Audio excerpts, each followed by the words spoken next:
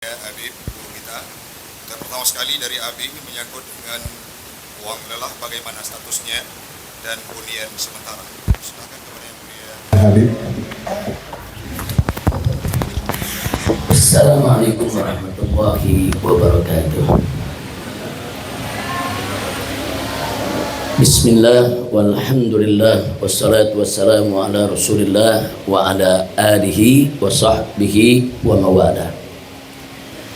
Kepada yang sama kita cintai dan kita muliakan, para tuan-tuan guru, para ustadz, para pimpinan daya, majelis-majelis, dan segenap para tokoh baik dari kalangan ulama maupun kalangan umara. Dan secara khusus penghargaan kita sampaikan kepada pimpinan daripada dayah Darul Mujahidin, yaitu akhina al-fadil al-muhtaram al-mukarram Tengku Muslim al-Tahiri hafidhahullahu ta'ala wa ra'ah, famatanallahu bituli hayatih wa nafa'ana bi ulumih fid dini wad dunya wal akhirah, amin ya rabbal alamin.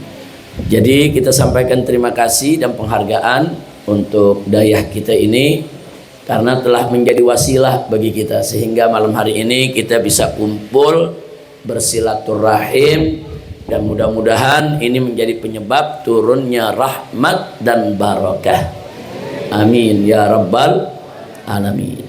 Nah, baiklah ya ikhwan, pertama ini pertanyaan yang kita dapatkan semua ada 4 pertanyaan-pertanyaan yang luar biasa, pertanyaan-pertanyaan yang bagus, fokus dan serius, serta muqtadul hal, sesuai dengan situasi dan kondisi yang sama-sama kita hadapi. Yang pertama, ada hal menarik. Tadi Abi Muslim menanyakan soal hukum, bagaimana nih kalau ada petugas negara, saudara kerja membantu bencana tapi digaji, saudara, katanya mereka relawan untuk bantu masyarakat. Jawaban saya, kalau digaji bukan relawan namanya. Relawan itu nggak digaji, namanya aja relawan, dari kata rela, sukarela. Jadi kalau orang melakukan pekerjaan sukarela sebagai sukarelawan, saudara, maka dia tidak mengharapkan gaji dan tidak digaji. Itu dulu yang saya garis bawahi. Nah, jadi kalau ada petugas-petugas, apakah itu TNI, apakah itu Polri atau siapalah, saudara, yang memang dikirim oleh negara untuk membantu rakyat terus digaji, saudara, maka status mereka ya petugas, status mereka itu pekerja, status mereka bukan relawan. Nah, adapun soal hukum, kalau memang secara resmi pemerintah menetapkan gaji untuk mereka, sah-sah saja. Itu satu. Nah, cuma pertanyaannya adil tidak? Sementara masyarakat sendiri banyak yang bantuan belum sampai. Nah, itu persoalan lain ya, Pak. Kalau persoalan sah tidak, selama itu resmi pemerintah yang mengeluarkan, ada SOP-nya, ada regulasinya, ada aturannya, kita nggak katakan itu korupsi, sah-sah saja pemerintah mau bayar siapa saja dari petugasnya untuk mempercepat pemulihan daripada bencana di Aceh. Tapi memang kalau melulu bantuan itu hanya diberikan untuk para petugas-petugas sementara rakyat terbengkalai, tentu tidak memenuhi rasa keadilan masyarakat. Dan itu akan jadi problem, saudara. Pasti kalau nggak adil pasti akan jadi problem. Nah, jadi kalau nggak mau jadi problem, tidak mau ada kegaduhan, saudara, maka pemerintah wajib menegakkan keadilan. Dan keadilan ini justice for all. Keadilan itu untuk semua. Keadilan itu tidak memandang agama, tidak memandang suku, tidak memandang daerah. Dan Allah nyatakan dalam Al-Quran, faqala ta'ala, innallaha ya'muru bil adli. Sesungguhnya Allah itu memerintahkan untuk penegakan keadilan, saudara. Nah, kalau pemerintah nggak adil, saudara, rakyat berhak protes, rakyat berhak untuk mengajukan keberatan, rakyat berhak untuk terus menuntut. Nah, itu yang ingin saya sampaikan. Jadi artinya kalau betul pemerintah dengan sengaja melakukan ketidakadilan, mereka berdosa besar. Saya jadi ingat bagaimana kisah Sayyidina Umar tatkala menjadi khalifah, saudara. Pernah suatu malam beliau sholat malam, kemudian beliau munajat, berdoa, beliau nangis. Nangis sedih, terseduh-seduh. Nah kemudian ditanya oleh keluarganya, sahabatnya, ada apa? Ya Amirul Mukminin nangis seperti ini. Tahu apa yang beliau katakan? Aku sedang khawatir, takut kalau di bawah kepemimpinanku ada seekor domba di tepi sungai Efrat mati kelaparan dan kehausan, maka niscaya Allah akan meminta pertanggungjawabanku. Masya Allah. Bayangkan seorang khalifah yang adil. Kalau ada seekor domba mati karena kelalaian dia takut, saudara, akan dituntut oleh Allah, disiksa oleh Allah. Itu urusan domba. Lalu bagaimana dengan urusan manusia yang menjadi rakyat? Maka siapapun manusianya kalau menjadi pemimpin wajib bersikap adil, wajib melindungi rakyat, dan wajib membantu rakyat di mana saja yang mendapatkan bencana. Dan itu amanat konstitusi. Jadi Undang-Undang Dasar 1945, saudara, kalau kita buka dari mulai pembukaannya, pasal-pasalnya, saudara, jelas bahwa negara ini punya pemerintahan untuk melindungi rakyat, saudara, untuk menjaga fakir miskinnya, orang melaratnya, saudara. Begitu juga menjaga soal pendidikannya, itu amanat konstitusi. Nah, saya nggak peduli mau presiden siapapun, mau menteri yang manapun, mau jenderal yang manapun. Begitu mereka sudah tidak adil, mereka tidak menjalankan tugas dengan baik, mereka tidak berpihak kepada rakyat, membela rakyat, mereka sudah melanggar konstitusi. Artinya secara hukum agama mereka berdosa, secara hukum negara pun mereka melanggar hukum. Na'udzubillah min dzalik ya ikhwan. Tapi ini satu pertanyaan yang luar biasa, saudara, dari Abi Mujahidin, itu dari Tengku Muslim At-Tahiri. Ini akan menjadi catatan kami. Di sini hadir bersama kami ada Habib Muhammad bin Hussein selaku Ketua Umum DPP Front Persaudaraan Islam. Di sebelahnya Habib Hanif, Sekretaris Majelis Syuro DPP FPI. Saudara, sebelahnya lagi yaitu Habib Muhammad bin Hadi Al-Habsyi. Ketiga-tiganya saya punya menantu. Nah, sengaja saya turun ke Aceh ini, menantu-menantu saya bawa agar mereka terbiasa, saudara, untuk berinteraksi dengan masyarakat, untuk bertemu dengan para tokoh, dengan rakyat di bawah, untuk mereka bisa mendengar langsung apa keluhan-keluhan yang ada di tengah masyarakat bawah, karena mereka ini semua dai. Beliau-beliau ini semua guru, beliau-beliau ini semua dai, tiga-tiganya ini merupakan mubaligh.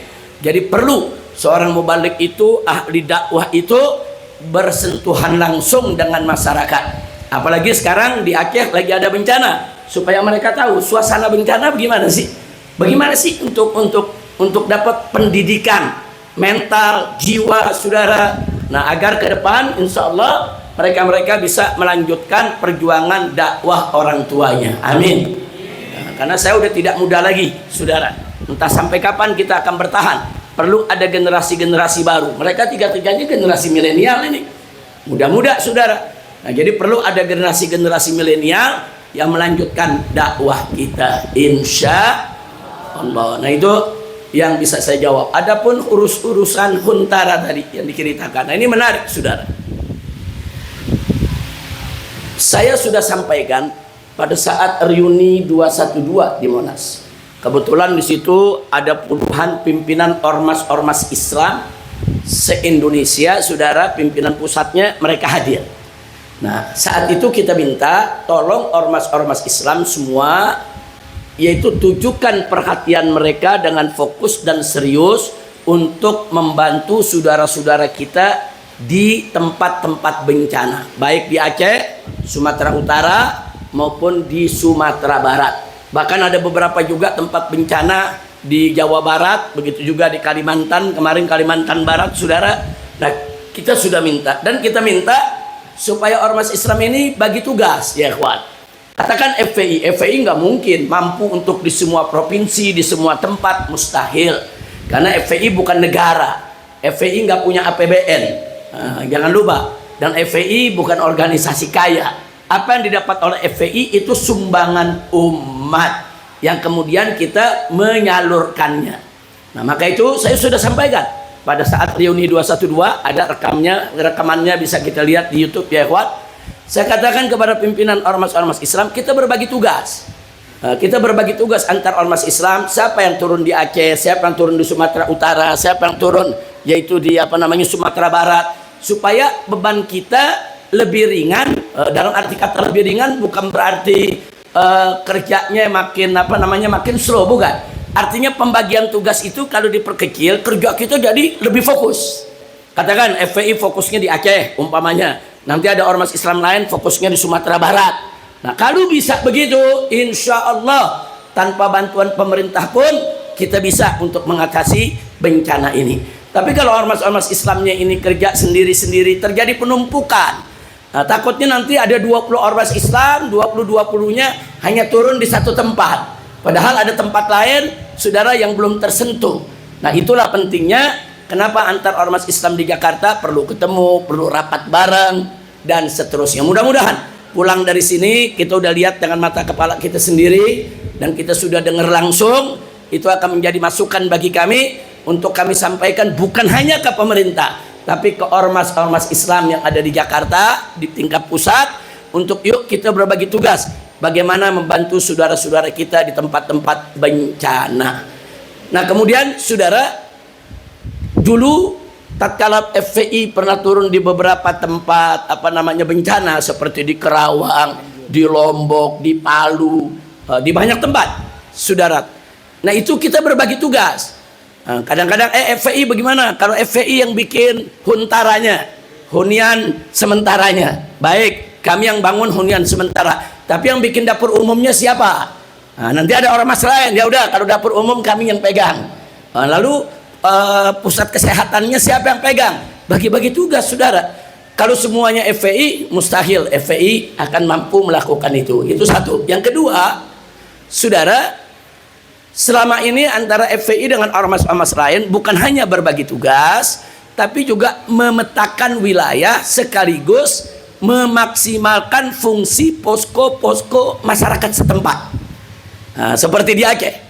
Katakanlah di satu tempat posko FPI cuma ada 4 atau 5. Tapi posko masyarakat ada 200. Saudara. Nah, itu kita bisa bekerja sama di posko FPI yang 5 ini. Begitu datang bantuan-bantuan dari luar Aceh, ini bisa disalurkan ke posko-posko tadi. Jadi posko-posko tadi ikut membantu menyalurkannya kepada korban bencana, saudara. Sehingga dengan cara kerja semacam itu, walaupun posko kita 10 bisa jadi 1000. Nah, ini namanya kalau dalam istilah perjuangan taksimul a'mal wal adwar wal wadhaif. Bagi-bagi peran, bagi-bagi tugas, bagi-bagi kerjaan. Jadi banyaknya ormas Islam itu bukan untuk bersaing, bukan. Banyaknya ormas Islam bukan berarti perpecahan, bukan.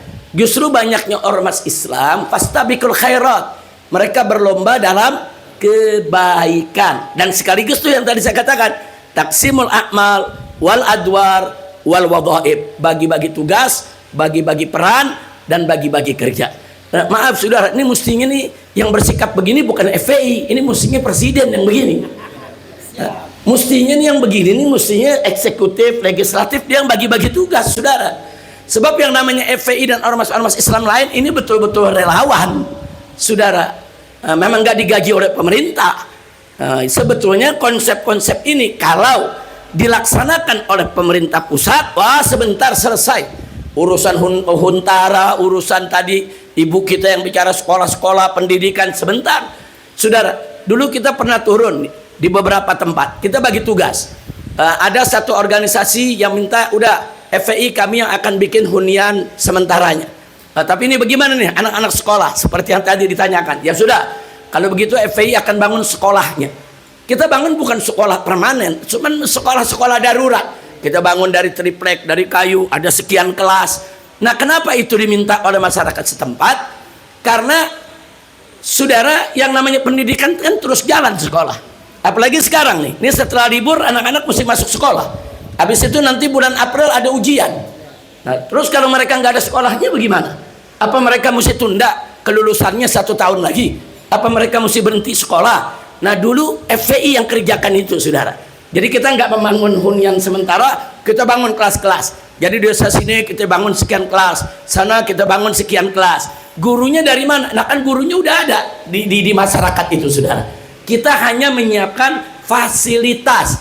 Jadi guru-guru yang kemarin ngajar di sekolah-sekolah yang rusak itu, ya mereka yang kelola. Sekolah-sekolah darurat yang kami bangun. Dan alhamdulillah akhirnya semua anak-anak sekolah lagi. Dan akhirnya begitu lagi ujian, walaupun rumah permanen mereka belum jadi, mereka tetap ikut ujian. Nah jadi saya pikir cara-cara begini, yuk mari, di sini ada Tengku Muslim, juga ada yang lain-lainnya. Mari kita kompromikan, mari kita musyawarah, mari kita ajak ormas-ormas lain, saudara, untuk bisa kita berbagi tugas. Insya Allah, baik ormas nasional maupun ormas lokal. Kan ormas lokal juga ada, saudara. Bahkan justru ormas lokal itu yang tahu wilayah, yang tahu tempat, yang tahu bahasa, yang tahu adat, yang tahu tradisi. Mestinya ormas lokal yang berdiri paling depan, kita yang dorong, kita yang bantu, kita yang fasilitasi, kita yang dari luar Aceh yang cari dana dari luar untuk dibawa kemari. Saya yakin kalau kita bahu membahu, gotong royong, insya Allah bisa teratasi. Amin ya rabbal alamin. Itu pertama. Saya bicara dari segi ketahanan kita sendiri tanpa bantuan pemerintah. Nah yang kedua, urusan pemerintah ini kewajiban kita bersama. Kami di Jakarta, saya di Jakarta udah beberapa kali kita kirimkan pesan ke presiden, kita kirimkan pesan ke para menteri, kita kirimkan pesan ke DPR-nya, saudara, baik secara langsung maupun tidak langsung. Bahkan kita angkat di mimbar-mimbar, saudara. Saya nggak peduli mereka mau marah, mereka mau tersinggung, mereka mau katakan Habib Rizik ini ekstrim, radikal, teroris, provokator. Enggak, saya nggak peduli. Karena saya tidak ridho kalau ada satu rakyat di Indonesia yang tidak bersalah dizalimi. Jangankan rakyat itu orang Islam, andai kata rakyat itu bukan Islam pun nggak boleh kita zalimi, saudara.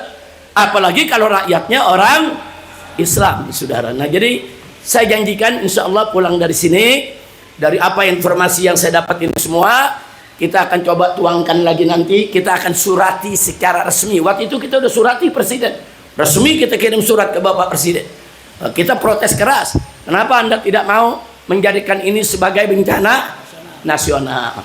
Nah singkat saja, tadi siang saya juga ada mengisi di Aceh Utara dan Biren. Nah ada satu bagian yang saya mau ulangi di sini, saudara, hanya sekedar buat bahan pikiran kita semua, bahan pemikiran.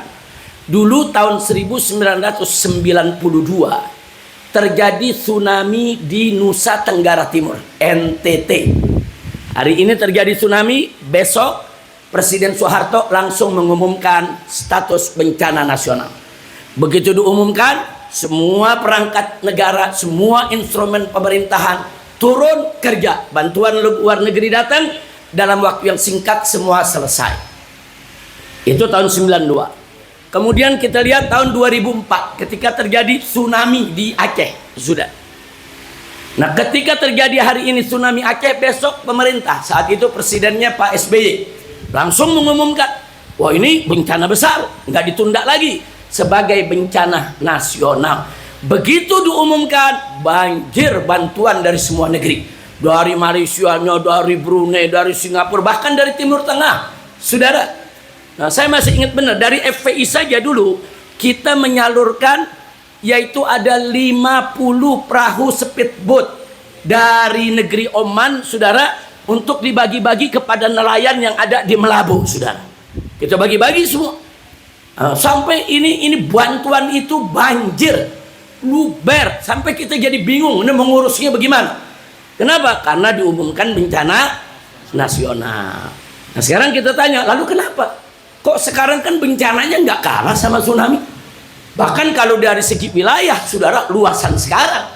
Nah, dulu tsunami itu kan cuma wilayah Banda Aceh, Aceh besar sampai ke Melabu, saudara, nggak sedahsyat ini. Walaupun memang kita akui kalau bicara dari segi yang meninggal dunia, waktu tsunami 2004 jauh lebih besar, hampir 150.000 orang yang meninggal dunia. Kami dari FPI sendiri, saya bawa laskar FPI 1.300 orang. Saya kumpulkan dari Jawa, dari Sumatera, Kalimantan, Sulawesi, kita bawa ke Banda Aceh. Kita sebar. Untuk apa? untuk kita mengumpulkan mayat dan mengurusnya. Kita urus, kita masukkan ke kantong mayat, kita sholatkan, kemudian kita kuburkan ya ikhwah. Nah, saat itu berat medannya, tapi karena diumumkan sebagai bencana nasional, kita kerjanya ringan. Saya bisa bawa 1.300 orang. Oh, bagaimana 1.300 orang? Kapal nggak punya, saudara. Nah, begitu diumumkan bencana nasional, kita cuma hubungi saudara Pelni. Ini kita punya 1.300 relawan. Bisa gak bantu kita 1.300 orang ini dikirim ke Aceh? Disediakan 2 kapal disediakan. Nah, jadi itu kalau bencana nasional semua bergerak. Tapi kalau nggak diumumkan bencana nasional, ya begini, saudara kondisinya. Jadi seolah-olah hanya bencana lokal biasa, cukup yang ngurusin pemerintah daerah setempat. Paling-paling dari pemerintah pusat cuma ngebantu begitu aja, saudara. Jadi ini sudah kita proses. Nah baiklah, muncul pertanyaan. Ada yang tanya, Habib, kenapa ya? Kok dulu 92 NTT tsunami diumumkan, 2004 tsunami Aceh diumumkan bencana nasional. Kenapa sekarang kok enggak? Nah, saudara, inilah yang saya mau sampaikan. Yang tadi sudah saya sebutkan waktu di mana tadi sore kita di Biren ya. Kalau masalah bencana ditarik-tarik ke urusan politik, ya begini jadinya saudara. Urusan bencana tuh nggak boleh ditarik ke politik. Urusan bencana itu urusan kemanusiaan. Bagaimana cara kita membantu? Nggak usah cerita politik, saudara. Nggak usah cerita kepentingan. Pemerintah pusat nggak usah cerita apa yang bisa diambil dari Aceh. Enggak. Ini bukan saatnya, saudara. Nah, tapi setelah saya pelajari dengan kawan-kawan, oh, pantes kok tsunami Aceh diumumkan, giliran ada bencana nggak kalah besar nggak diumumkan, saudara. Kalau diumumkan bencana nasional, memang bantuan asing datang besar-besaran. Tapi yang datang bukan hanya bantuan aja, jurnalisnya juga datang, penulisnya juga datang, penelitinya juga datang, bahkan anggota-anggota departemen parlemen mereka ikut datang. Nah kalau mereka datang, orang-orang barat tuh usil. Kalau udah datang mau tahu, ini kenapa begini? Nah, dari mana nih air datang? Nah, kenapa ini bisa ada lumpurnya? Itu akan mereka telusuri, saudara. Nanti begitu mereka telusuri, oh ada hutan yang digundulkan. Mereka akan foto, mereka bawa alat, bawa drone, bawa segala macam, saudara. Nanti kalau mereka udah tahu, ini perusahaan yang mana? Ditelusuri lagi. Itu perusahaan milik siapa? Nah, diselidiki lagi, itu izinnya dari mana? Itu nanti keungkap mana pejabat yang terlibat, saudara. Ini yang mereka takut, saudara. Nah lalu kenapa waktu tsunami di Aceh kok mereka nggak takut? Karena tsunami di Aceh tuh ombak dari laut, nggak ada manusia yang salah. Kan ombaknya datang dari laut, nggak ada yang salah. Ada yang salah nggak? Nggak ada, ombak dari laut datangnya. Kalaupun diselidiki siapa yang salah, ya siapa yang nepok ombak, saudara. Nah, kira-kira jelas gak Pak? Bu, jelas Bu ya. Beda dengan bencana banjir bandang, saudara. Ini datangnya dari gunung. Ada apa? Ada yang nakal di sana, ada yang gunduli hutan, ada yang tambang-tambang ilegal, saudara. Nah pantas pada saat tsunami di Aceh spontan langsung jadi bencana nasional. Begitu sekarang mereka takut. Sebetulnya saudara, saya lihat Bapak Presiden kita baik, mau dia menyatakan ini bencana nasional. Cuman yang kurang ngajarnya ini banyak pembisik-pembisik yang memang punya kepentingan. Kepentingan apa? Mereka terlibat dalam penggundulan hutan. Nah karena mereka terlibat dalam penggundulan hutan, kan beberapa menteri terlibat, saudara. Nah, sehingga mereka memberikan laporan-laporan asal Bapak senang. Jadi kalau Presiden tanya, bagaimana soal Aceh? Udah beres Pak. Udah beres Pak. Mayat-mayatnya begini, udah ketemu semua, udah dikuburkan Pak. Lalu bagaimana lumpur-lumpur? Udah rapi Pak, udah dikerok itu Pak.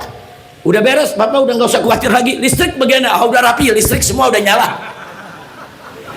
Lah kan ada menteri yang bohong kemarin ini, depan Presiden. Itu tahu lagi namanya. Jangan sebut nama, tapi yang disebut benar. Bukan saya yang nyebut ya, tapi yang disebut benar. Nah jadi kita lihat kalau depan Presiden aja dia berani bohong. Ada rakyat, ada pimpinan, ada kamera. Presiden tanya bagaimana listrik? Udah beres belum? Udah beres, 97% udah nyala semua. Enak bener itu ngomong. Nah kalau saya melihat kenapa dia ngebohong, ada yang dilindungi, saudara. Ada yang dilindungi supaya presiden udahlah, ini masalah bencana lokal, Pak. Ini bencana biasa. Ini gampang, nanti kita yang beresin, Pak. Nah, Bapak Presiden kita gampang percaya sama orang-orang di sekitarnya, saudara. Nah, akhirnya inilah yang terjadi. Nah, maka itu kemarin dari FPI sendiri kita surati langsung minta presiden untuk menyatakan bencana nasional. Saya teriak di atas mimbar, saudara. Bahkan kita marah habis di atas mimbar. Rekamannya bisa lihat. Ada di IBTV, saudara. Ada apa? Mereka nggak mau untuk nyatakan bencana nasional. Akhirnya punya ribut. Nah, kemarin ada jalan tengah, saudara. Kemarin kabinet, para menteri duduk dengan DPR RI. Begitu duduk dengan DPR RI, akhirnya sepakat dibentuk Satgas, saudara. Satuan Tugas Penanggulangan Bencana Nasional untuk Aceh dan Sumatera. Dia nggak sebut bencana nasional, enggak. Cuma disebutnya ini adalah Satgas Penanggulangan Bencana dengan skala nasional. Nah, saya sempat tanya kepada pimpinan DPR yang di Jakarta, ini maksudnya apa nih? Ini maksudnya bagaimana? Jadi mereka akan bikin kantor di Aceh. Jadi di Aceh akan dibikin kantor, nanti orang-orang pusat, saudara, baik dari DPR-nya maupun dari menterinya, mereka akan berkantor di Aceh sampai pemulihan itu selesai. Nah, saya bilang kalau memang betul seperti itu, ini kabar baik buat kita. Tapi mesti kita kawal. Nah, kadang-kadang kita dikasih kabar begitu, udah seneng aja, tahu-tahu nggak ada buktinya. Nah, sementara ini saya dapat kabar seperti itu. Ini kabar lumayan baik. Terus saya protes juga, tapi percuma. Saya bilang, kalau ini berjalan, sementara bantuan asing di stop, percuma. Kita protes karena kemarin presiden mengatakan kita nggak butuh, kita mampu, nggak usah pakai minta bantuan luar negeri, kita malu. Oh, saya protes, kenapa jadi malu, saudara? Kalau ngutang malu, kalau ngutang malu, kalau korupsi harus lebih malu. Nah, ini kan orang ngebantu, sudah kita sampaikan. Nah, tapi alhamdulillah kemarin presiden berubah lagi. Kemarin presiden menyatakan, siapa tuh yang nolak bantuan asing? Bodoh itu. Alhamdulillah. Maksudnya bodoh mungkin bahlul kan. Kan bahasa Arabnya bahlul kan. Kira-kira jelas, Pak, ya. Nah, jadi ada perkembangan baik walaupun belum dinyatakan bencana nasional, tapi kalau Satgas ini kita kawal betul-betul dia kerja, betul-betul bantuan dalam maupun luar negeri itu keluar, insya Allah itu akan menjadi solusi. Tapi jangan mudah percaya, Pak, Bu, ya. Saya akan terus awasi ini di Jakarta, akan terus saya awasi, saya dorong, saya korek sampai betul-betul ini bekerja sebagaimana kita harapkan, insya Allah. Baik, yang berikutnya, ini berikutnya Ustadz kita, masya Allah nih, Tengku pertanyaannya, ini kira-kira ini bencana ada kaitannya nggak dengan kemunkaran? Nah, ini kira-kira nih nanti terulang lagi ya nih, ini yang namanya apa namanya bencana, saudara. Bencana kalau menimpa seseorang atau menimpa suatu masyarakat, ini ada pembagian yang berbeda. Saya bicara perorangan dulu. Kalau kita bicara perorangan, bencana itu bisa menjadi ujian, bisa menjadi peringatan, bisa menjadi azab. Jadi jangan langsung memvonis setiap bencana ini azab, belum tentu, saudara, belum tentu, saudara. Nah, bagaimana cara kita membedakan mana yang ujian, mana yang peringatan, dan mana yang azab, saudara? Cara membedakannya, ini saya masih bicara perorangan, belum bicara masyarakat. Cara membedakannya, kalau yang mendapat musibah, saudara, orang yang muttaqin, orang yang betul-betul beriman dan takut kepada Allah, seperti para rasul, para nabi, para aulia, para wali, saudara, orang-orang solihin, saudara. Kalau mereka ini kena musibah, maka dipastikan musibahnya adalah ujian. Loh, kenapa? Karena memang mereka orang-orang suci, ada di sisi Allah, nggak berbuat dosa. Jadi bukan azab buat mereka, ujian. Nah, kalau pertanyaannya kenapa mereka diuji, saudara, li raf'i darajatihim indallah, untuk mengangkat derajat mereka di sisi Allah. Nah, makanya para nabi kita lihat semakin luar biasa ujiannya, saudara, semakin tinggi kedudukan di sisi Allah, sampai ada istilah ulul azmi minar rusul, saudara. Nah, itu nabi diuji oleh Allah. Tapi kalau nabi, rasul, wali diuji, itu adalah musibah dia dapat, itu adalah ujian. Nah, sekarang yang kedua, saudara, peringatan. Nah, peringatan itu bagi siapa? Bagi kaum muslimin, saudara, kaum muslimin secara umum. Saudara, kalau ada orang Islam, dia muslim, saudara, dia baik, tapi kadang-kadang dia masih sekali-sekali suka ninggal sholat, sekali-sekali suka ngebentak orang tua, sekali-sekali masih ada aja maksiat yang dia kerjain, saudara. Nah, yang seperti ini kalau dapat musibah, musibah itu adalah peringatan. Kenapa diberi peringatan? Karena Allah masih sayang sama dia. Kalau Allah nggak sayang, nggak pakai dikasih peringatan, langsung diazab ya, kawan. Allah kasih peringatan. Untuk apa dikasih peringatan? Agar dia insaf, agar dia sadar. Nah, kalau dia sudah sadar, dia insaf, maka kebaikannya dia lebih tingkatkan, keburukannya dia stop, dia nggak kerjain lagi. Nah, kalau itu terjadi, saudara, maka musibah yang dia dapat untuk menghapus dosanya. Nah, yang begini ini dosanya dihapus asal dia sadar, dia tobat kembali ke jalan Allah, saudara. Nah, insya Allah umat Islam ini kalau dapat musibah, ya kalau nggak ujian, ya peringatan ya. Mudah-mudahan, amin ya rabbal alamin. Nah, sekarang yang ketiga, lalu kapan itu musibah jadi azab? Kalau musibah tadi menimpa orang yang ingkar kepada Allah, yang ingkar kepada Nabi, saudara, atau orang yang ngaku Islam tapi nggak pernah mengamalkan Islam, sholat enggak, puasa enggak, saudara, kemudian juga zakat enggak, saudara, bahkan dia hampir tiap hari kerjaannya maksiat, dia judi, dia zina, saudara, dia mencuri, dia merampok, dia membunuh, dia berzina, udah macam-macam maksiat dia lakukan. Nah, kalau orang yang semacam ini mendapat musibah, itu adalah azab. Nah, bukan ujian, bukan peringatan, itu adalah azab yang Allah dahulukan di dunia ini, sementara azab akhirat asyad, lebih keras lagi dan menanti dia pada nantinya. Na'udzubillah min dzalik. Cuman ada yang lucu nih, Pak, Bu. Ada yang lucu. Ada orang ngaku Islam, hidupnya jadi preman. Orang sini tahu preman ya? Tahu preman ya? Kayaknya udah jadi bahasa semua tuh preman. Dia jadi preman, saudara. Nggak pernah sholat, nggak pernah puasa, kerjaannya maksiat udah tiap hari. Sekali waktu dapat musibah, dia sakit berat, datang nengokin kawan-kawannya. Ditanya, bro, kenapa bro? Apa dia jawab? Anda lagi diuji nih sama Allah. Gimana ceritanya preman diuji, saudara? Saudara, wali saja nih, wali nih, para rasul, para nabi, para wali, orang soleh, itu kalau dapat musibah nggak berani ngaku-ngaku diuji. Saking apa? Saking takutnya kepada Allah. Begitu dapat musibah, mereka apa nih yang kami lakukan? Dosa apa nih yang kita kerjakan? Takut kalau Allah sampai marah sama dia, saudara. Orang yang soleh, yang wali, nggak berani, saudara. Kalau dapat musibah nyebut itu ujian. Giliran preman, ente kenapa sakit? Ini Allah lagi ujian ini. Astagfirullahaladzim. Itu bukan diuji, itu lagi diazab. Nah, masih untung kalau begitu diazab, dia masih panjang umur, ada kesempatan untuk dia bertobat. Kalau nggak panjang umur, makanya mati su'ul khatimah. Na'udzubillah min dzalik. Nah, itu saya ingin menunjukkan soal apa itu makna musibah secara perorangan. Nah, sekarang kita bicara secara masyarakat, satu kesatuan.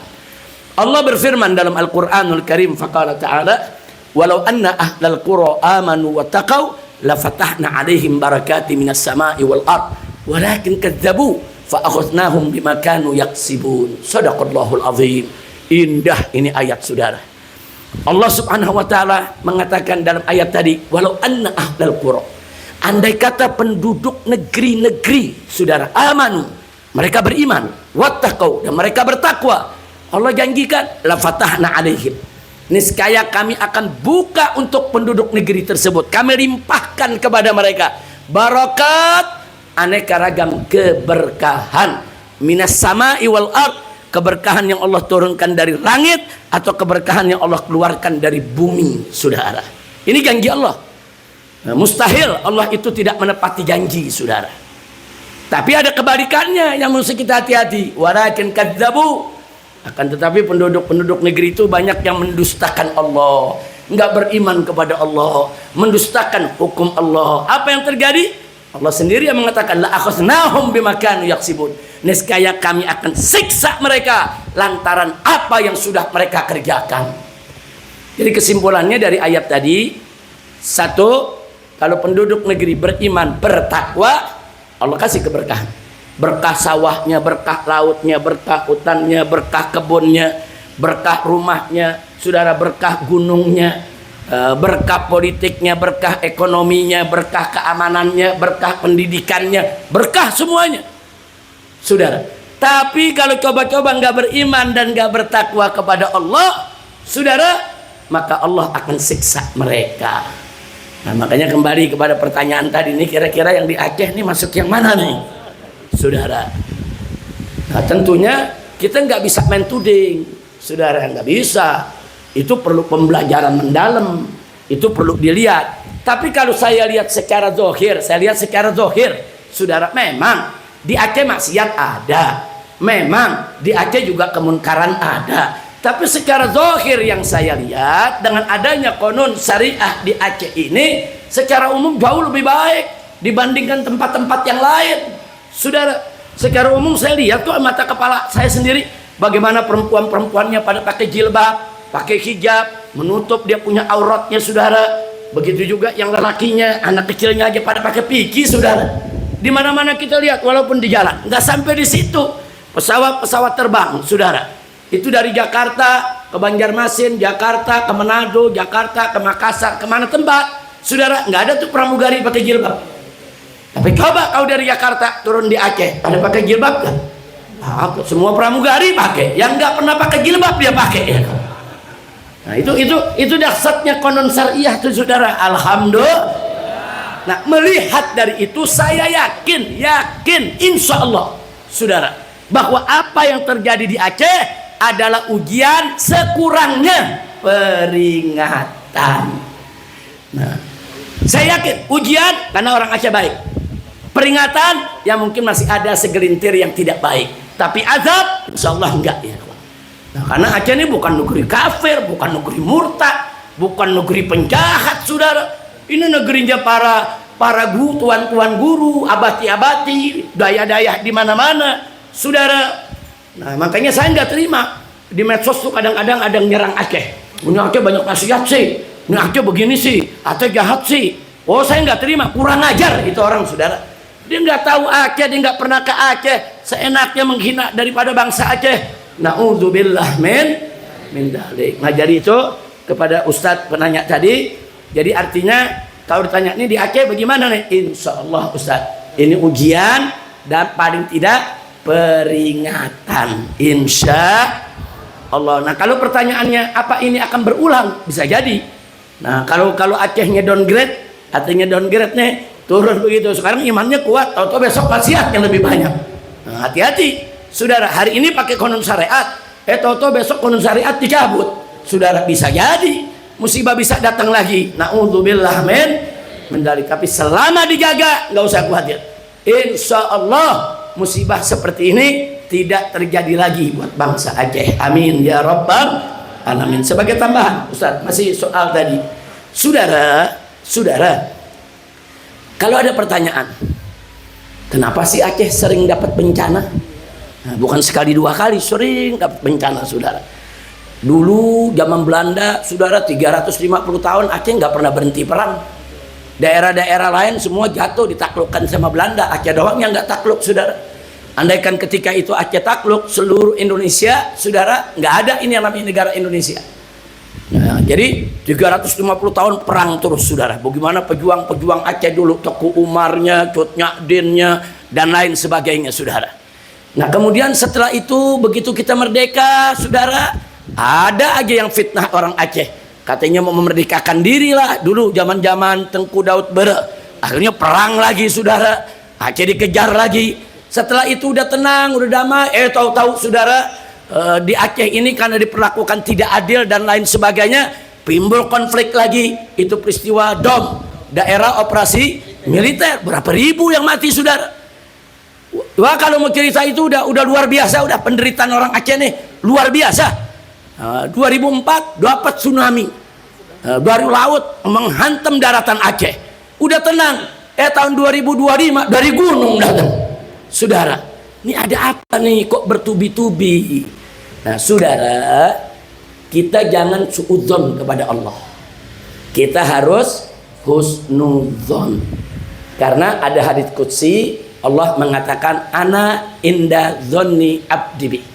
Saya sesuai dengan dugaan hamba saya. Artinya kalau hambanya husnudzon, yakin Allah itu baik, yakin Allah itu Rahman, Rahim, niscaya Allah akan perlakukan dia sebagaimana yang dia duga. Tapi kalau nanti dia berprasangka tidak baik kepada Allah, Allah mempersempit rezekinya, Allah bikin susah hidupnya, nanti Allah bikin susah dia punya hidup.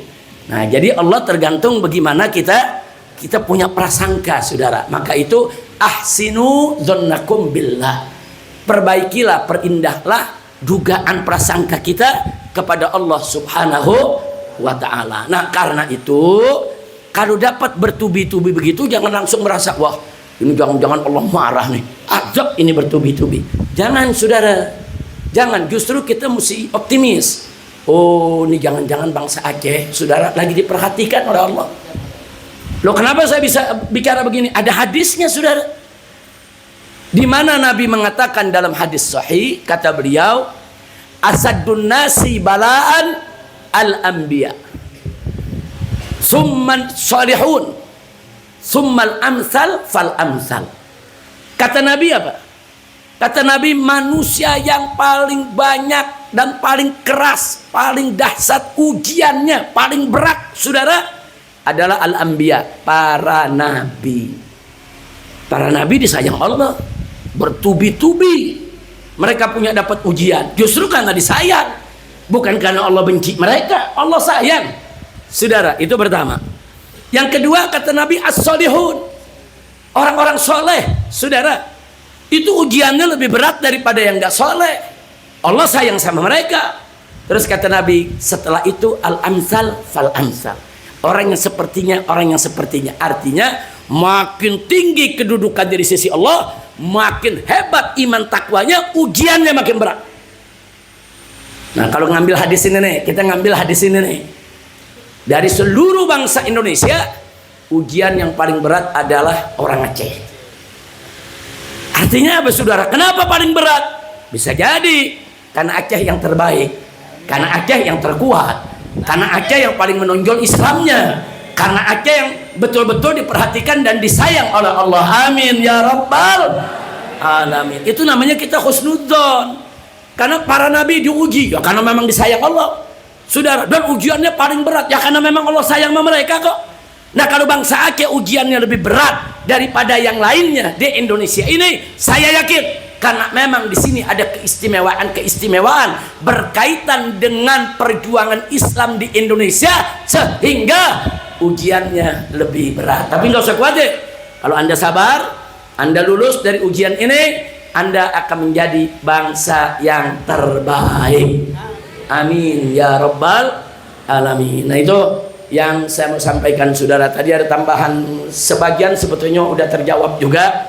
Tapi soal konsep tadi itu tadi sudah katakan, kita kerjasama lah dengan semua komponen. Dan generasi Gen Z jangan dilupain. Ini Gen Z ini walaupun generasi paling muda, tapi mereka nih inovatif, jadi kreatif, inovatif. Itu kalau kita karyakan, kita berikan kepercayaan, mereka akan kerja nggak kalah dengan gen milenial, insya Allah. Baik, saya pikir itu udah ibu tadi juga sebagian sudah kejawab ibu ya. Jadi saya jawab semua tadi empat-empatnya, mudah-mudahan manfaat untuk kita. Silakan lanjut kalau masih ada yang mau bertanya sebelum kita tutup. Ada satu yang masuk Arif dari Syekh Tu dari Desa. Beliau bertanya, mungkin ini keadaan kita sedang musibah. Lantas bagaimanakah cara untuk Aceh kembali seperti sedia kala tanpa harus menggadang-gadangkan kalimat merdeka? Mungkin itu pertanyaannya. Habib yang masuk satu, mungkin langsung bisa dijawab. Saudara, bukan Anda saja yang teriak merdeka, saya juga teriak merdekanya lebih keras. Merdeka! Tapi tanya dong, merdeka apa nih Beb? Kalau yang belakang langsung bilang merdeka Aceh. Nah, saya mau ajak semua masyarakat di Aceh, saudara. Saya mau ajak, saudara. Ini yang dijajah bukan bangsa Aceh saja. Semenjak penjajah Belanda itu pergi dari kita punya negeri, masuk ke orde lama, orde baru, orde reformasi, orde liberal, orde pembohong kemarin ini, saudara. 10 tahun kita dibohongin melulu, saudara. Nah sekarang kita ini artinya apa? Dijajah. Dijajah oleh kezaliman, dijajah oleh korupsi, dijajah oleh pejabat-pejabat yang bejat, dijajah oleh oligarki busuk. Nah maka itu saya pengen Aceh jangan merdeka sendirian dong. Kita merdeka rame-rame. Saudara, bagaimana Anda? Saya pengen orang Aceh ikut berjuang bersama-sama. Bahkan saya minta Aceh yang menjadi lokomotif perjuangan, Aceh yang berada paling depan, pintu gerbang masuknya Islam di Indonesia. Aceh ini justru menjadi kunci kemerdekaan Republik Indonesia, saudara. Saya minta Aceh menjadi lokomotif pimpinan perjuangan kemerdekaan negeri Indonesia dari segala kemunkaran dan kemaksiatan. Merdekakan Indonesia dari koruptor, merdekakan Indonesia dari pejabat-pejabat jahat, merdekakan Indonesia dari oligarki busuk, merdekakan Indonesia dari riba, merdekakan Indonesia dari segala kemaksiatan, kemunkaran, narkoba, judi, dan lain sebagainya, saudara. Ya, Indonesia harus merdeka dari orang-orang yang ingin menghancurkan negeri ini. Setuju tidak? Setuju tidak?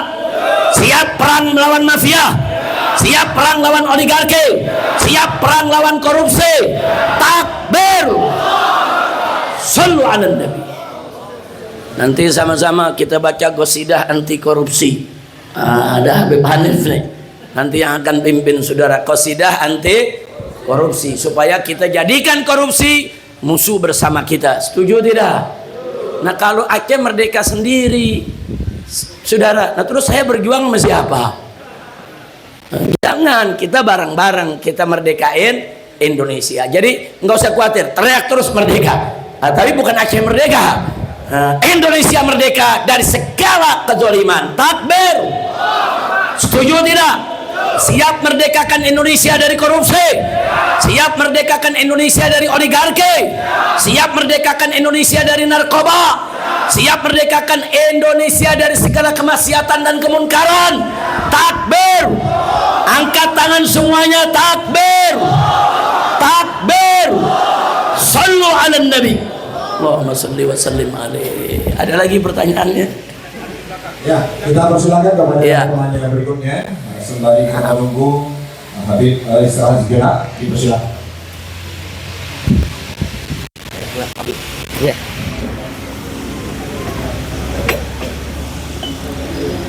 Bismillah.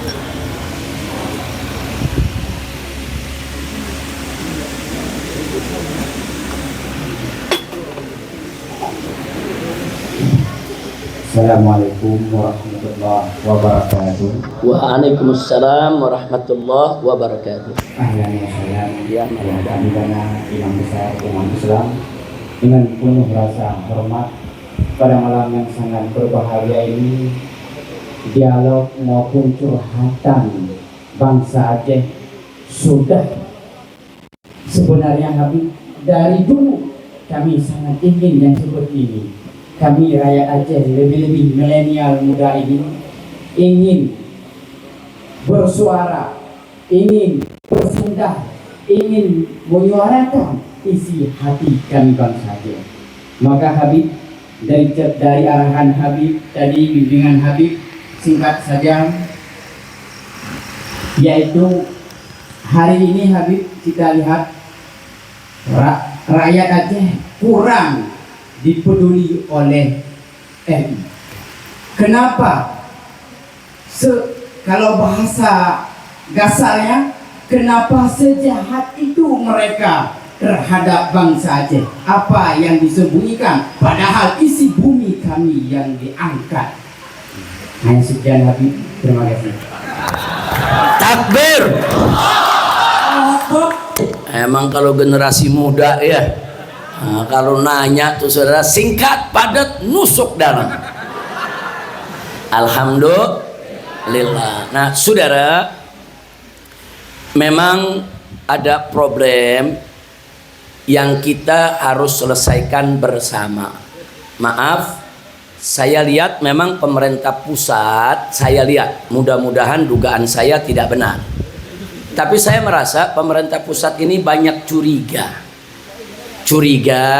dengan segala pergerakan masyarakat di Aceh. Kenapa? Karena trauma. Nah sebetulnya kan yang trauma bukan hanya pemerintah pusat, justru orang Aceh yang trauma dengan DOM dulu saudara. Nah tapi saya lihat pemerintah di sana juga trauma. Bawaannya pokoknya kalau Aceh bergerak sedikit, wah mau merdeka nih. Nah Aceh teriak sedikit, wah mau merdeka nih. Itu namanya trauma saudara. Enggak boleh Aceh berkerumun, kumpul saudara, wah ini ada apa lagi nih.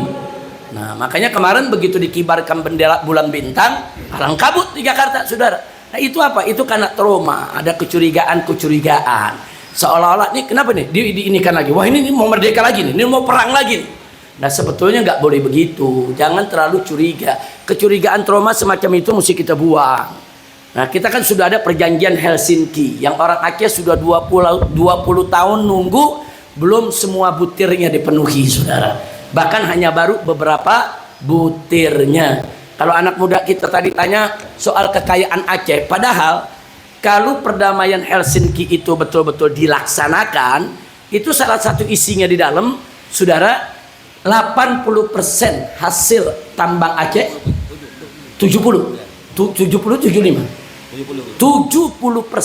hasil bumi Aceh untuk Aceh, yang 30% itu untuk pusat dikelola dibagi ke berbagai daerah. Ini sebetulnya perjanjian udah bagus, cuman belum dilaksanakan sampai saat ini. Yang dilaksanakan masih terbalik.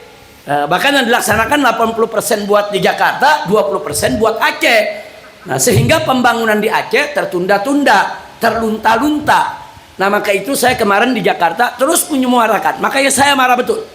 Sebulan yang lalu, saudara, begitu ada bencana di Aceh, saudara, ada warga Aceh yang bawa bendera bulan bintang, ada yang bicara soal perjanjian Helsinki, ada anggota DPR RI, saudara. Yang kurang ngajar apa dia bilang? Sudahlah, orang Aceh nggak usah cerita-cerita Helsinki lagi, nggak usah cerita-cerita perdamaian Helsinki, itu udah selesai itu. Ngawur itu anggota DPR, saudara. Selesai dari mana? Jangan sembarangan dia kecilkan. Ini perdamaian, saudara. Negara wajib untuk mematuhi poin-poin yang ada di perdamaian, dan GAM juga wajib untuk memenuhi poin-poin yang ada dalam perdamaian. Ini perdamaian, bukan main-main, saudara.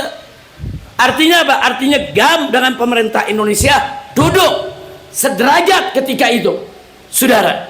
Nah, akhirnya sepakat damai, tidak ada lagi letusan senjata, sepakat hidup bersatu lagi, saudara. Tapi ada poin-poin yang disepakati.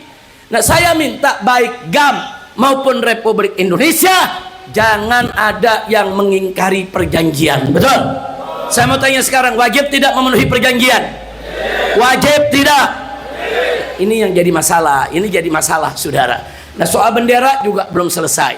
Ya, di dalam perjanjian Helsinki, saudara, ada ketentuan bahwa tiap daerah Aceh berhak untuk punya bendera daerah. Hanya saja, saudara, pemerintah Jakarta mau silakan bikin benderanya, tapi jangan bendera GAM. Itu yang jadi masalah. Jadi ini ada ego, saudara, yang belum bisa dijinakkan, saudara. Takut kalau melihat bendera bulan bintang. Wah, ini mau angkat senjata lagi nih. Wah, ini mau perang lagi nih. Wah, ini ntar tentara ada yang mati lagi nih. Nah, nggak bisa. Kalau selalu ketakutan begitu, bagaimana kita bisa damai sejati? Betul? Nah, jadi sekali lagi, saudara, hal-hal ini sebetulnya bisa diselesaikan. Makanya saya sudah sampaikan ke anggota dewan di Jakarta, tolong selesaikan dong, penuhi dong butir-butir perjanjian Helsinki. Nggak bisa sekaligus satu-satu dipenuhi sampai semua dipenuhi. Ini sudah 20 tahun, saudara. Dari 2004 dulu sampai sekarang udah 2026 ini masuk. Udah 20 tahun lebih. Nah, karena itu saya tetap, saudara, ikut butir perjanjian tersebut. Saya cinta Indonesia, saya cinta Aceh, saya cinta semua. Saya tidak mau ada lagi di antara kedua belah pihak angkat senjata menumpahkan darah. Na'udzubillah min dzalik. Nah, kita doakan mudah-mudahan yang di Jakarta sana, saudara, bisa kita dorong. Saya masih dorong terus supaya janganlah, udahlah Aceh ini jangan diganggu, jangan bikin gaduh. Aceh lagi tenang-tenang, 4 pulau lah mau diambil. Nah, kemarin kan ribut tuh, ada 4 pulau tuh mau diambil, betul? Aceh lagi tenang-tenang, 4 pulau mau diambil. Aceh lagi tenang-tenang, saudara, sebelum terjadi bencana, Muallim, saudara, marah besar. Muallim, gubernur Aceh, saudara. Apa beliau bilang? Hei, atuh perusahaan-perusahaan penambang ilegal, penambang liar, bawa eskavator, dia gunduli hutan Aceh, itu nanti berbahaya buat Aceh. Saya kasih waktu 2 kali 24 jam, harus keluar. Kalau tidak keluar, saya yang keluarkan. Luar biasa. Itu memang gubernur mesti begitu. Gubernur mesti berani, tegas, lindungi alamnya, betul? Takbir. Itu beliau menyampaikan itu sebelum bencana, saudara. Karena memang yang namanya hutan digunduli, saudara, pasti akan mendatangkan bencana. Oh, orang Jakarta jawab, ya tapi kan ini hasil bumi mesti dinikmati. Ini kan yang namanya emas mesti dinikmati. Ini kan pemberian Allah. Masa kita nggak boleh gali emas? Masa nggak boleh gali nikel? Bukan nggak boleh, ada aturannya. Ada aturannya, ada regulasinya. Oh, mau tambang emas di daerah mana? Pelajari dulu. Membahayakan masyarakat atau tidak? Oh, ini membahayakan, nggak boleh. Oh, di sana nggak membahayakan, silakan. Nah, cara ngatur izinnya juga diatur, ada regulasinya, saudara. Jangan setiap orang dikasih izin, digunduli Aceh ini, diambil minyaknya, diambil emasnya, diambil nikelnya. Kan kurang ajar, saudara. Orang Acehnya sendiri masih banyak yang belum dapat kerjaan. Ternyata kekayaan Aceh udah diambil oleh orang-orang asing maupun oleh orang-orang yang luar dari Aceh. Betul? Masya Allah. Jadi sekali lagi saya berikan penghargaan, apresiasi, terima kasih kepada Muallim, begitu juga kepada para bupati yang ada di Aceh, begitu juga wali kota semua, saudara. Bagaimana sebelum terjadinya daripada bencana, sebetulnya mereka udah protes ke pusat. Saya tahu Muallim udah protes, wali kota udah protes, saudara, sampai kejadian. Nah, sekarang saya lihat begitu kejadian, Muallim dengan para bupati turun ke bawah, saudara. Nggak tidur, itu mata sampai bengkak begitu, nggak tidur itu, saudara. Sampai lelahnya luar biasa. Pemimpin memang mesti begitu yang namanya pemimpin, saudara. Nah, jadi jangan pemimpin cuma terima gaji buta, uang banyak, dapat mobil dinas yang enak, tapi rakyat susah dia nggak turun. Itu bukan pemimpin. Nah, begitu banggalah, bersyukur Anda punya Muallim di sini, Anda punya bupati-bupati yang lain. Saya minta jaga kekompakan, jaga persatuan, jaga Aceh, dan mari kita berusaha secara baik-baik bagaimana perjanjian Helsinki bisa dipenuhi tanpa pertumpahan darah. Setuju? Takbir. Shallu ala Nabi.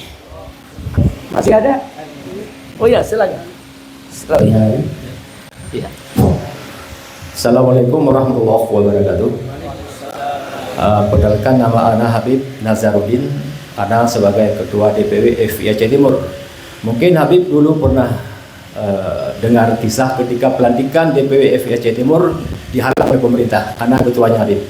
Cuman mungkin pertanyaan Ana agak ekstrim dikit, Habib.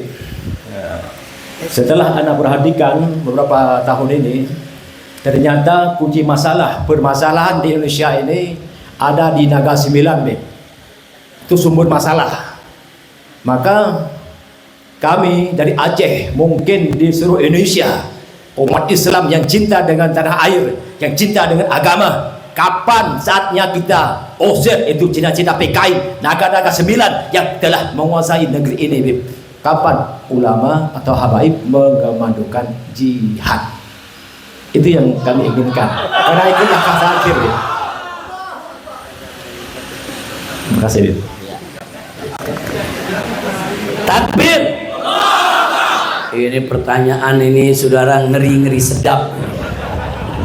Ini ngeri-ngeri sedap ini. Salah jawab langsung pulang Jakarta ditangkep ini.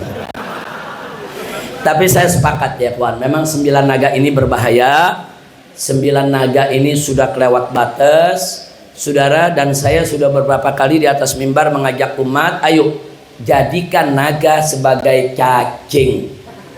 Setuju tidak? Setuju tidak? Bagaimana caranya? Nomor 1, kita perkuat persatuan dulu, saudara. Jadi nggak bisa kita main kejar, main bunuh, main bakar, nggak begitu.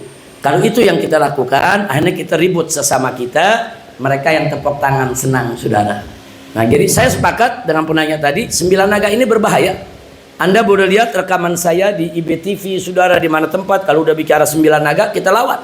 Bahkan baru 3-4 bulan yang lalu kita bikin tabligh akbar di Banten untuk melawan PIK 2, saudara. Kita kumpulkan puluhan ribu umat Islam, kita komandokan. Ayo kita lawan. Kalau mereka coba-coba ambil sejengkal tanah rakyat seenaknya tanpa bayar, lawan. Dan orang-orang Banten sepakat, saudara.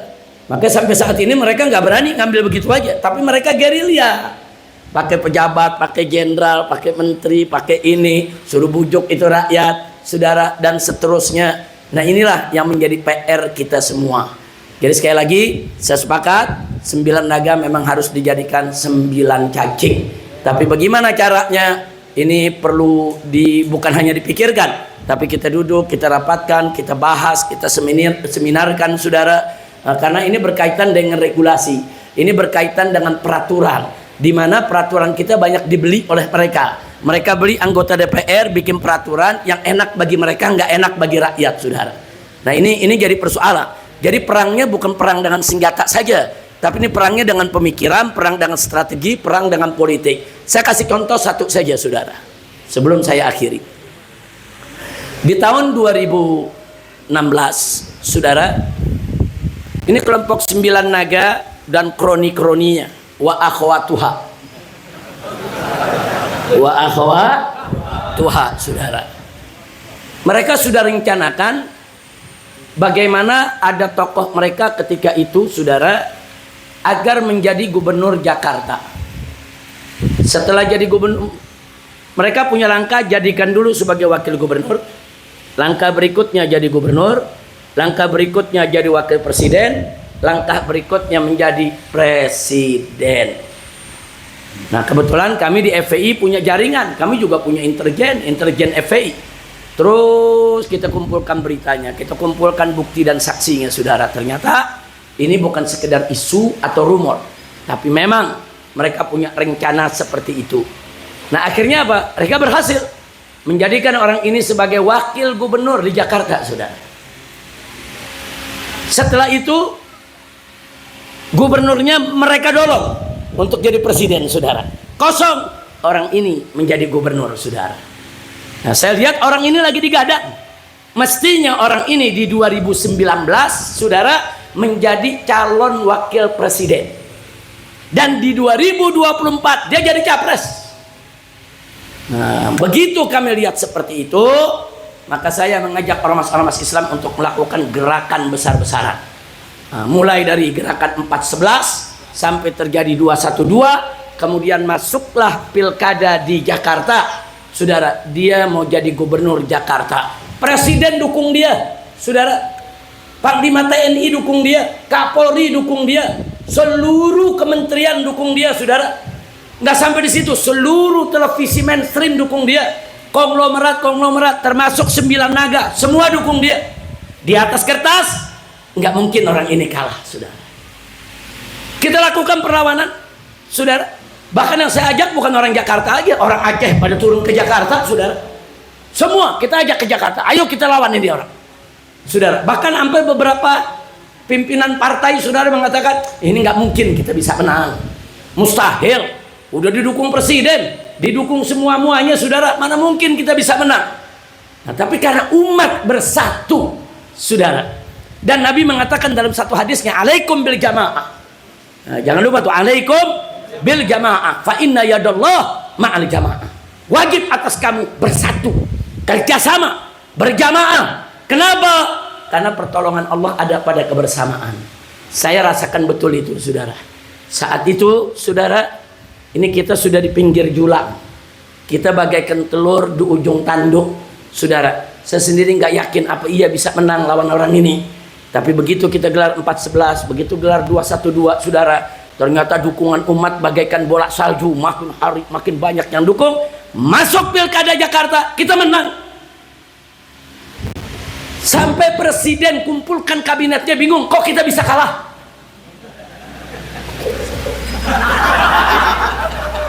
Duitnya udah triliunan, dia kalah, saudara. Karena sakit hati kalah, akhirnya saya dikejar-kejar, saudara. Dikenakan 17 pasal, saudara. Mau ditangkap. Ya saya lihat, oh ini politik, ini bukan hukum. Saya sudah berkali-kali ditahan, saya sudah berkali-kali ngadepin hukuman, saudara. Saya tahu kalau itu persoalan hukum, saya tidak lari, saya hadapi walaupun harus dipenjara. Tapi ini urusan politik. Kalau urusan politik jangan dilawan pakai hukum, politik lawan pakai politik. Dia mau nangkap kita, kita hijrah ke Mekah, takbir. Nah, itu kan politik, saudara. Sampai di Mekah kita lawan terus, saudara. Kita lawan terus, kita enggak berhenti, saudara. Dendamnya luar biasa.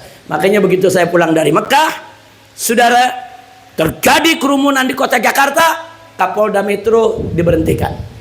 Terjadi kerumunan di Jawa Barat menyambut kedatangan saya, Kapolda Jawa Barat diberhentikan. Kenapa? Karena dia memang dendam, saudara. Nah, akhirnya terjadilah, saudara, apa yang terjadi kita kenal dengan KM 50. Yang mereka incar saya kok, mereka mau bunuh saya kok, saudara. Enggak, bukan siapa-siapa, mereka mau bunuh, saudara. Tapi enggak berhasil. Mereka tumpahkan kemarahan tersebut akhirnya kepada 6 santri, 6 pemuda, 6 laskar yang mereka culik, mereka bunuh, saudara, mereka siksa sebelum dibunuh, dan setelah mati mereka fitnah. Nah, ini karena apa? Karena dendam politik. Nah, kenapa saya cerita ini, saudara? Ini saya lagi ngelawan 9 naga. Kalang kabut, saudara, nggak bisa kalau saya sendirian. Nggak bisa, saudara. Nah, saat itu saya dikejar, saudara, bukan hanya dikejar, FPI-nya dibubarkan, saudara, pengurusnya ditangkepi, saudara, termasuk Habib Hanif ikut ditangkap, saudara, penjara, nemenin mertua. Alhamdulillah, Habib Hanif nemenin mertua, saudara. Saya ditahan 2 tahun, Habib Hanif setahun lumayan, nyantren lagi dia di sana. Nah, jadi ini saya cerita begini, itu salah satu resiko kalau kita melawan 9 naga. Enggak, kita nggak takut, saudara, nggak takut.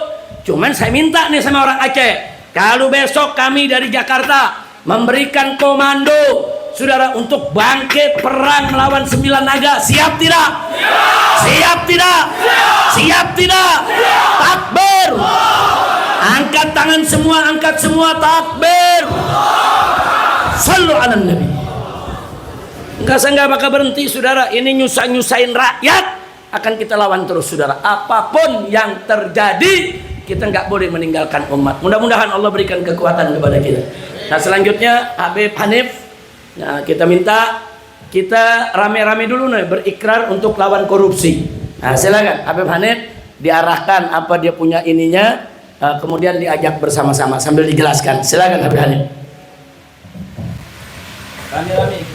Sama-sama kita baca sholawat. Ya, sholawatnya sholli wa sallim daiman ala ahmada wal ali wal ashabi man qad wahada. Itu populer, masyhur. Tapi nanti di setiap bait-baitnya kita akan bacakan bait-bait syair yang beliau tulis. Nanti semuanya bicara soal bangkit melawan korupsi. Di akhir-akhir setiap qasidah ada kata-kata korupsi, kita teriak sama-sama. Siap bangkit lawan korupsi? Siap hajar korupsi? Siap ganyang korupsi? Takbir! Salli wa sallim daiman, ya salli wa sallim daiman ala hamada wal ali wal ashabi man qad wahada wal ali wal ashabi man qad wahada. Semuanya salli wa sallim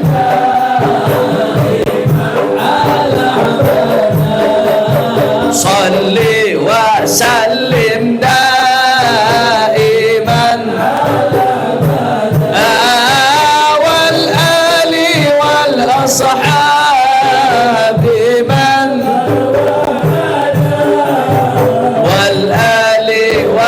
ashabi man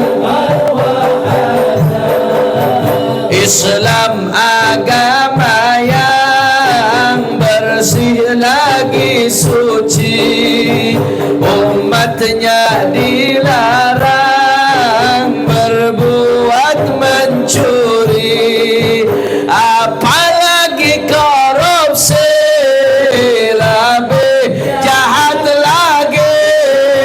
Ayo kita bangkit membasmi semuanya. Salli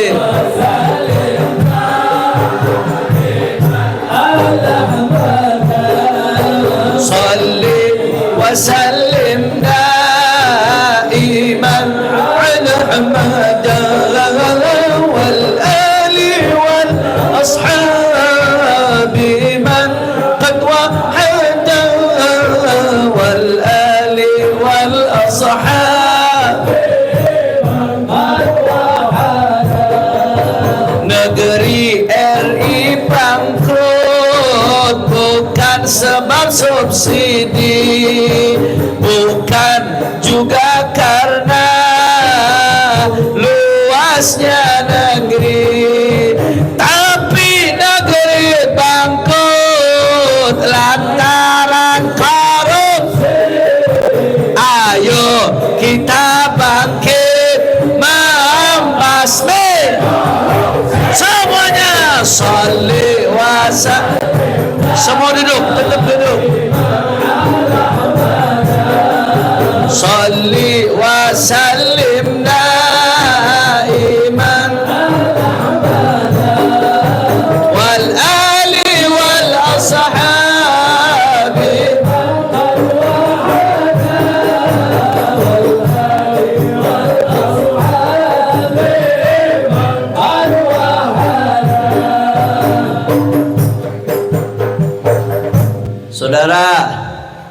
Saudara, saya mau tanya, Indonesia kaya nggak?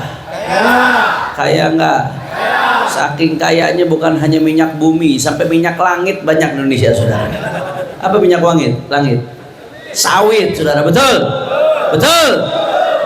Emasnya, kekayaan lautnya, kekayaan alamnya, saudara, tambangnya luar biasa. Kalau dikelola dengan baik dan amanat, nggak bakal ada orang yang miskin, saudara. Betul. Tapi kenapa banyak yang miskin sekarang? Gara-gara apa? Kenapa rakyat banyak yang susah? Kenapa sekolah jadi mahal? Kenapa rumah sakit jadi mahal? Kenapa rakyat banyak yang susah? Rakyat banyak melarat akibat. Sebentar dulu, hadroh sebentar dulu, sabar. Masya Allah, anak hadrohnya semangat nih, kita doain istrinya 4 semua, insya Allah. Rakyat banyak melarat akibat korupsi. Kurang semangat, coba suaranya sebagaimana semangatnya rakyat Aceh lawan Belanda, saudara. Kita lawan korupsi sebagaimana lawan Belanda. Setuju? Setuju? Rakyat banyak melarat akibat korupsi. Sekolah jadi mahal akibat korupsi. Rumah sakit antri akibat korupsi. Angkat tangannya semua. Ayo kita bangkit membasmi korupsi. Salli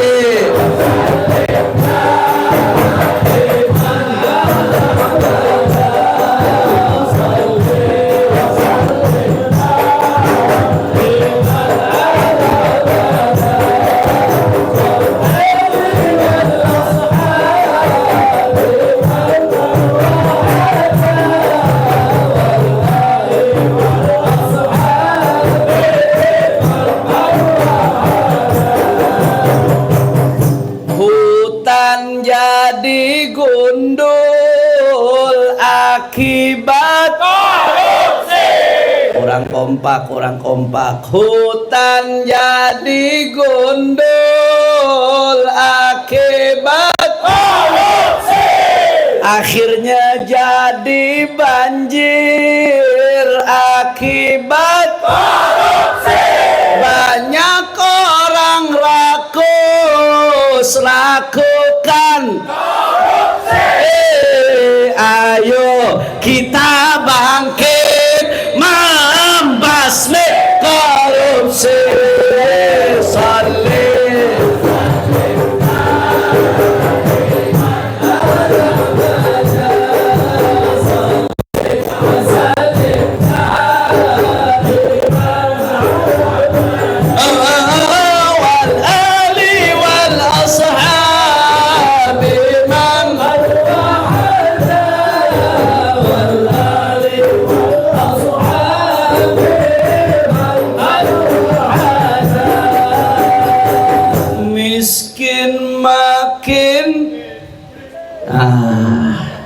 Miskin makin miskin akibat korupsi. Susah makin susah akibat korupsi. Kacau makin kacau akibat korupsi. Angkat tangan semua, ayo kita bangkit membasmi korupsi. Salli wa sallim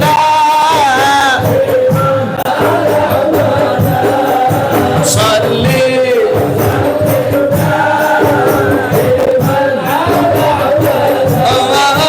wal ali wal ashabi man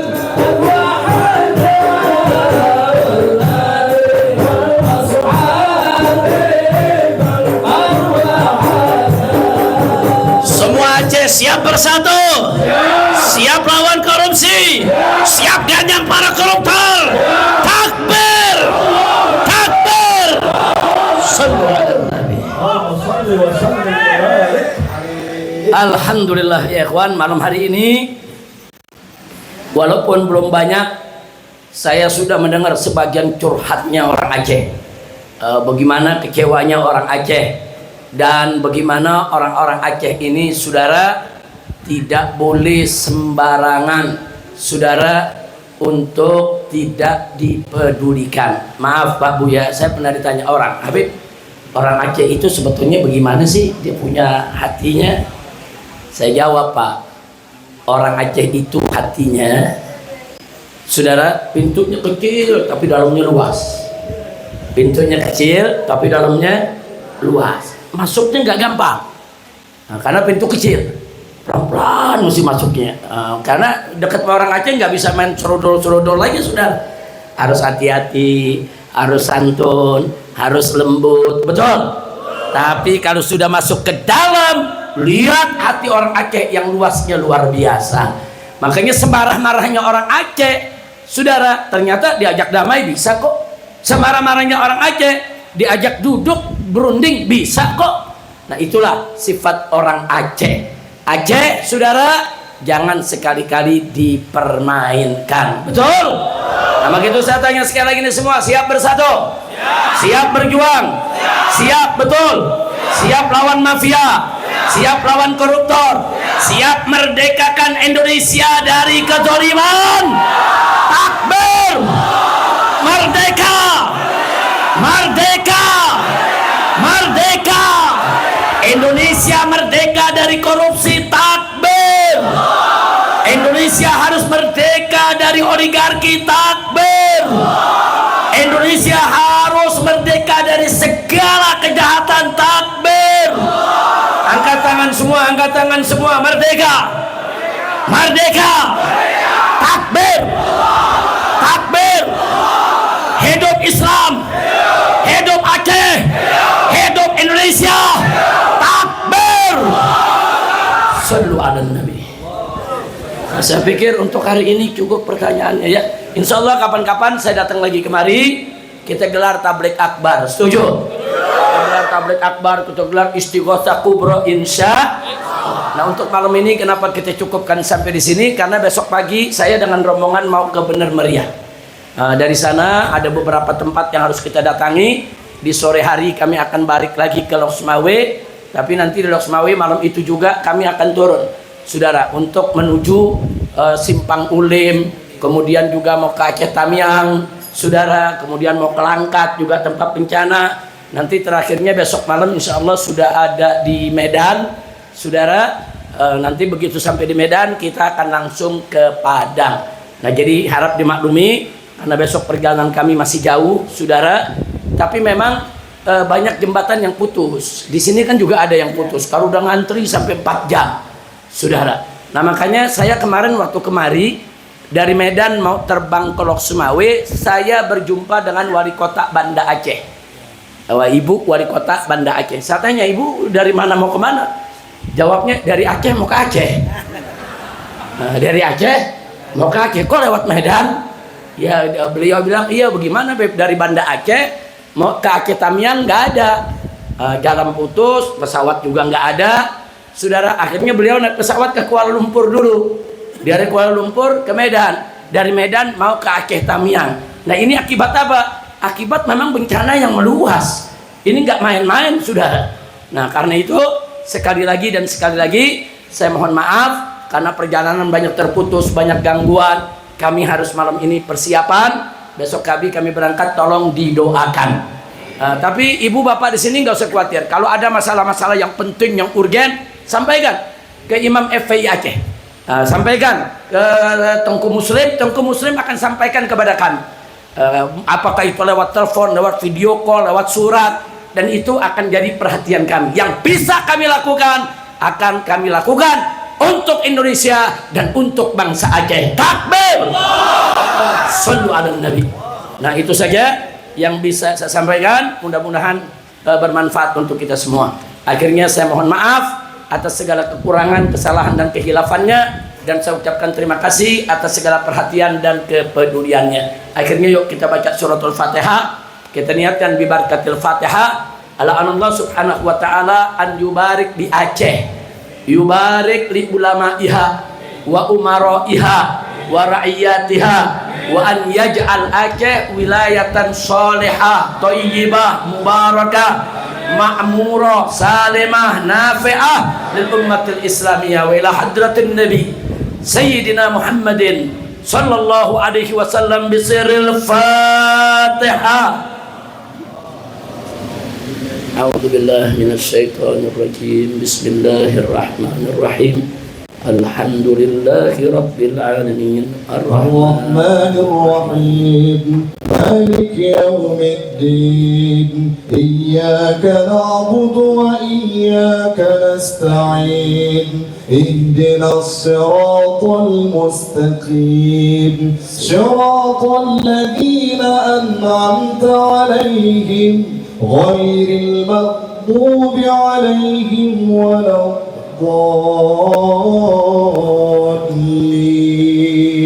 Rabbi ighfirli wa li walidayya amin. Bismillahirrahmanirrahim. Allahumma lakal hamdu syukra wa lakal mannu fadla bi rahmatika nas'alu bi jahi nabiyyika natawassal fantujuh ilaika bi salafina salihin nas'aluka bi anwaril Fatihah wa asraril Fatihah wa bi haqqi man unzilat alaihi suratil Fatihah Habibika Nabiyyina Muhammadin sallallahu alaihi wa alihi wa sahbihi wa sallam. Allahumma inna nas'aluka al-afwa wal afiyah wal mu'afata ad-da'ima fid dini wad dunya wal akhirah. Allahumma arhamna warhamil muslimin. Allahumma adfa'anna wa 'anil muslimin wa khususan an ahli Aceh wa Sumatra. Allahumma arfa'anna jami'an al-waba wal bala wal ghala wal mihan wal fitan ma dhahara minha wa ma batan innaka ala kulli syai'in qadir. Allahumma anzil alaina wa ala ahli Aceh wa Sumatra khususan rahmataka wa maghfirataka wa barakataka wa nusrataka ya khairan nasirin ya khairan nasirin. Allahumma izzil Islam wal muslimin wa qawwil Islam wal muslimin wa ansur Islam wal muslimin. Allahumma ansur mujahidina fi Filistin. Allahumma waffiqhum اللهم وفقهم للنجاح والفلاح والاستقامة في الدين والدنيا والآخرة. اللهم ارزقهم نصرا عزيزا وفتحا مبينا وخلاصا جميلا وفتحا مبينا وإماما عادلا وبلدا آمنا برحمتك يا أرحم الراحمين وبقوتك يا قوي يا متين يا قوي يا متين. اللهم حرر المسجد الأقصى من يد اليهود الغاصبين. اللهم رجع المسجد الأقصى إلى أيدي المسلمين. اللهم عليك باليهود والإسرائيل والصهاينة وأعوانهم. اللهم فرق جمعهم وشدد شملهم مسك وحدتهم وخرب قوتهم وزلزل أقدامهم فدمرهم تدميرا إنك على كل شيء قدير. اللهم اجعل بلادنا بلاد إندونيسيا بلادا إسلامية آمنة مطمئنة غنية معمورة مرضية عندك برحمتك يا أرحم الراحمين. اللهم أمتنا على الإيمان. اللهم أمتنا على الإسلام. اللهم أمتنا على الإحسان. اللهم أمتنا على قول لا إله إلا الله.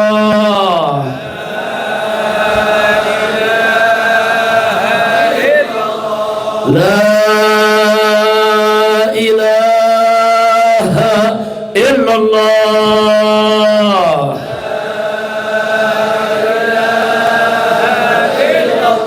لا إله إلا الله.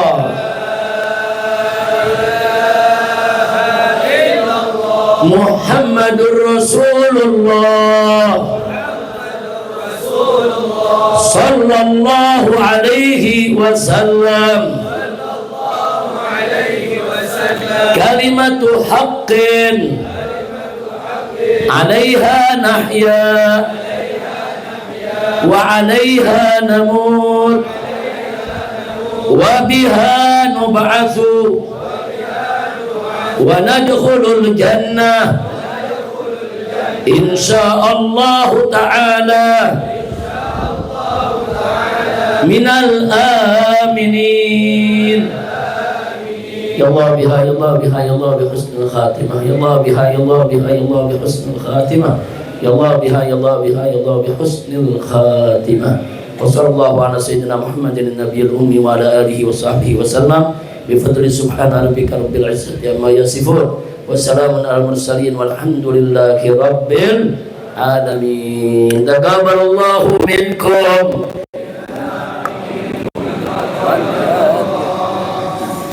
Sekian yang bisa saya sampaikan. Terima kasih. Hadani Allah wa iyyakum ila siratal mustaqim. Wassalamualaikum warahmatullahi wabarakatuh.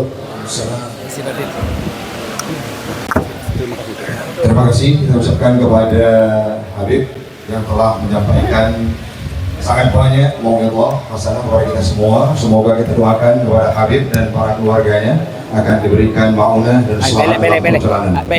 Demikian dari kami. Billahi taufiq wal hidayah. Assalamualaikum.